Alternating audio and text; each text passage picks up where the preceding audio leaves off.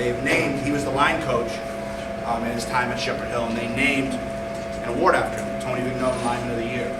And it often goes to the best lineman, offensive, defensive lineman.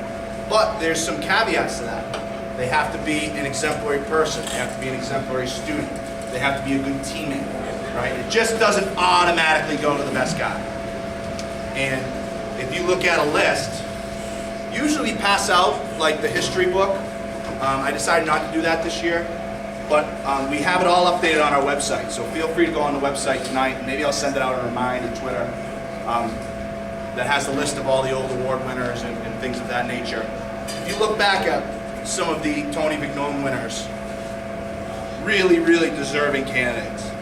And you know, I think not knowing him, but having heard so much about him, that he would be really, really proud of some of the past candidates we've had. And I think he'd be really proud of this candidate. And we're very fortunate to have one more year with this guy. And I think he's got a lot of good things looking forward for him. So the Tony Vigneault Lineman of the Year is Alec Ambrosia.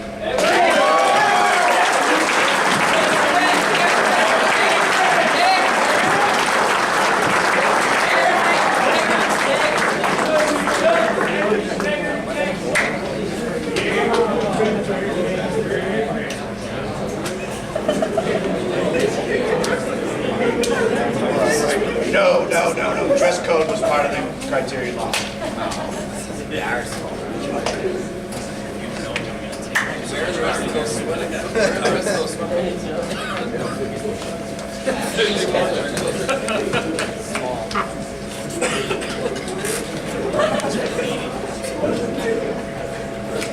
Okay.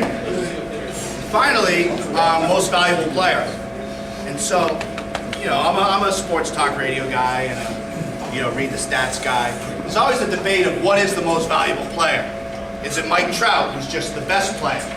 Or is it actually most valuable? And there are years when, a lot of years, your best player is your most valuable player.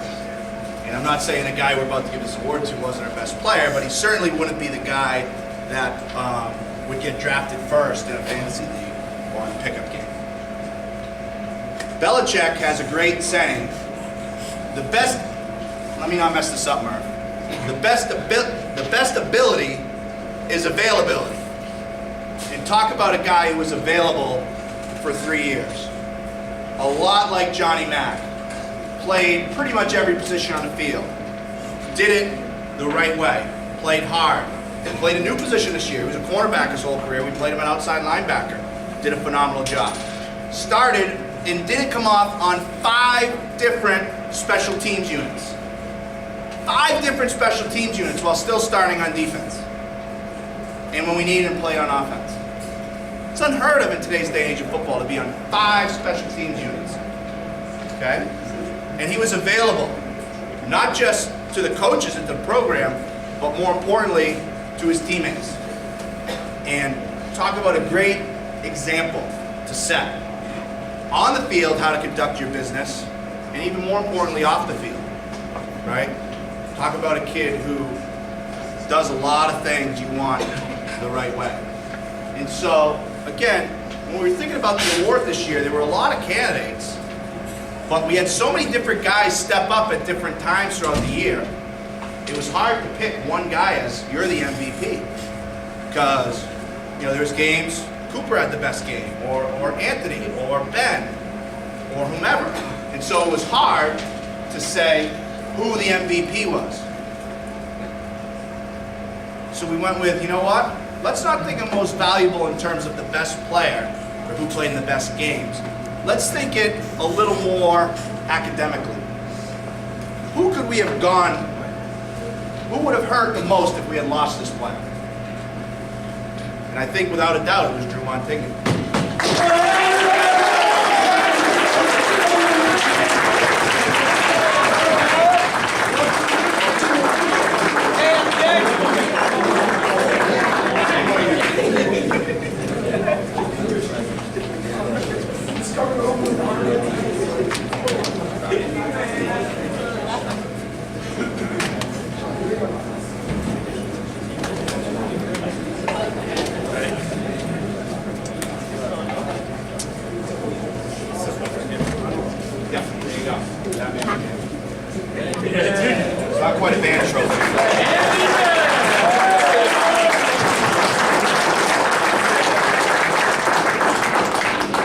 So I've got good news now and I've got great news. The good news is I'm going to stop talking for a little bit. Oh yeah. The great news is we've got our assistant coaches that are going to recognize some of our seniors with the senior awards. So whoever wants to go first, have at it.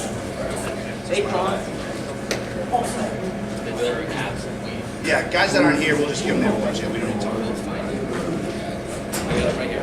Got it. Perfect. Yeah, thank you.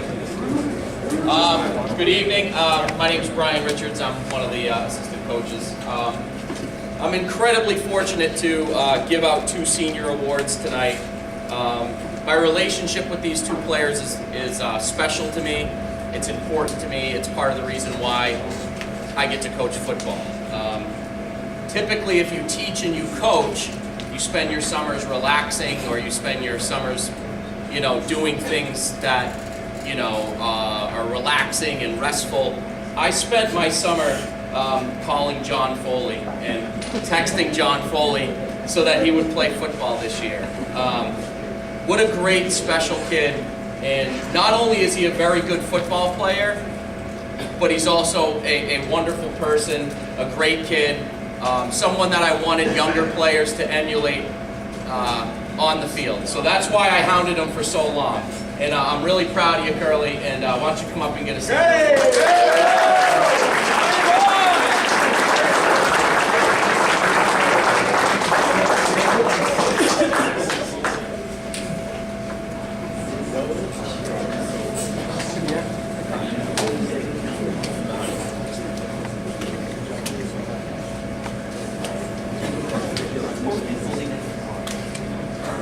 Okay, to kind of keep the ceremony rolling, my second senior award also goes to a player whose relationship is very important to me. I really like the give and take that I have with this particular player. I know that I'm always going to get his best effort. Sometimes I'm not always going to get his best attitude, but I'm definitely going to give it back to him. I'm incredibly proud at the way that not only he plays on the field on Fridays when it's easy and it's fun and you enjoy it, but also the way that he turned himself into one of our better practice players as well, in terms of holding himself accountable and holding others accountable, especially when times got tough. So I'm really proud to give this senior award to Ben Carpenter.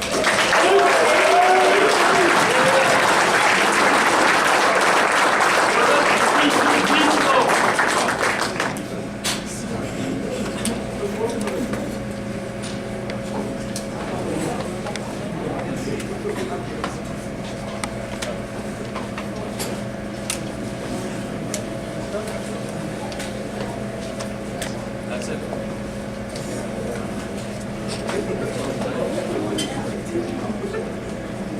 Who's next, guys? Yes.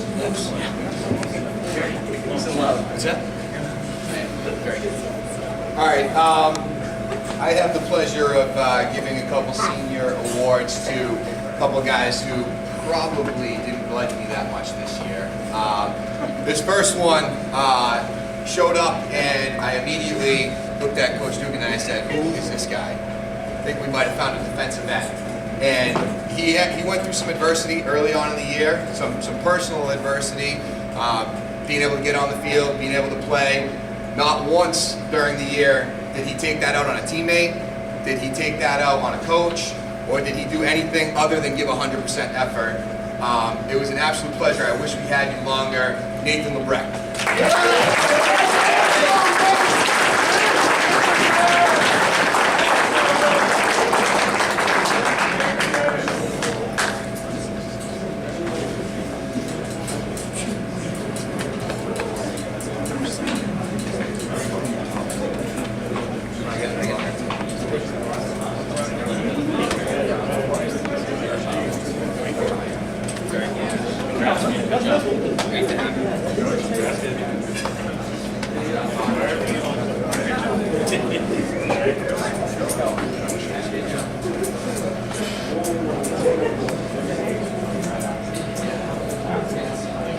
All right, so this next one, very similar to like what Coach Richards said. The give and take I had with this guy really 2 out of 3 years was one of my favorite parts of coming to practice every day. I think I saw a lot of my personality in him, and I think that was why he was somebody that I liked to coach. I enjoyed coaching. You know, I think these guys kind of understand what I'm saying when I say I see a lot of myself in him once I say his name. I was devastated when I found out last year that he wasn't going to be playing. I loved coaching the sophomore year, loved what the future was going to hold for him, and I think this year he made up for missing last year, and you know, as another one of those guys that Coach talked about who played all over the football field for us, offensively, defensively, was ready to do whatever we asked him to do. So, Xander Truman.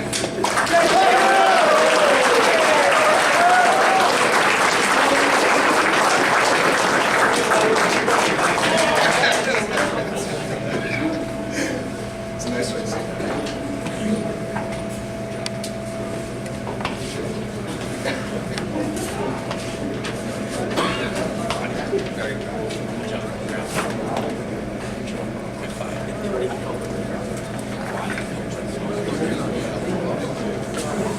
When you've been around as long as I have, if you want to give out double the awards, you get to give out double the awards. So I got a bunch of them. Let's see.